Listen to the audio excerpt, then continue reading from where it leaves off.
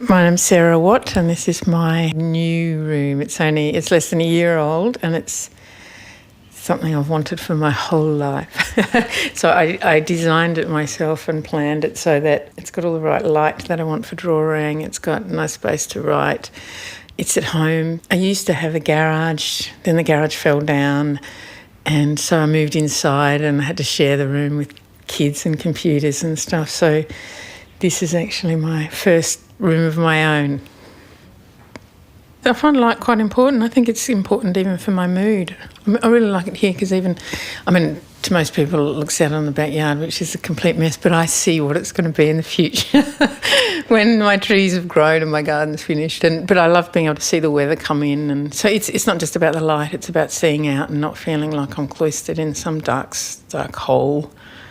My sister actually the other day said, I don't know why they call it writing, they should just call it eating because that's what you do when you're writing. I give myself, I think I'll just write for half an hour and then I'll have some toast or I'll make myself a pot of tea and then I'll have some chocolate. And yeah, so it's kind of carrot and stick behaviour with food and the computer for me.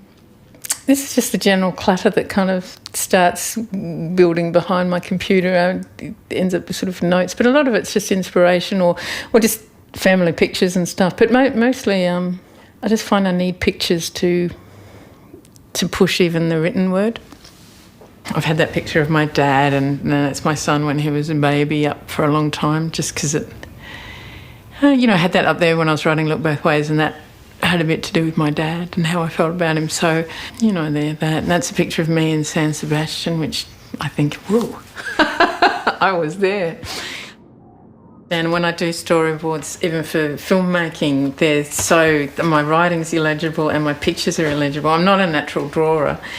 And, because it's funny because people think, oh, she's an animator, she's going to have these fantastic, beautiful, neat storyboards, and actually no, they're just a huge mess. Unless I'm doing something that I think is going to be the finished product, I often don't put a lot of effort in. That's that lazy streak again. Painting and drawing, I tend to use pretty much every kind of drawing medium: inks, crayons, textures, pencils, just whatever I can find. I'm not an oil paint on canvas person. And writing, I scribble a lot. I don't think I wrote anything that was finished until computers came into my life. I really think cut and paste made me a writer. This is our dog that we got from the Lost Dogs Home, Klingon, and she is one of those dogs, I'm sure she must have been, the only instinct she has is to like one of those royal dogs or something, and her job is to, be annoying and right at my feet constantly. So she's got a little bed and she sort of sleeps all day while I work. This is all the stuff that you kind of have to keep. Some of it's the old animation cells up there, a whole lot of video cassettes and stuff of work I've done, some books that I can't fit in, masses of photographs and files. I really feel strongly that you need to edit your life as well, or curate it, I suppose.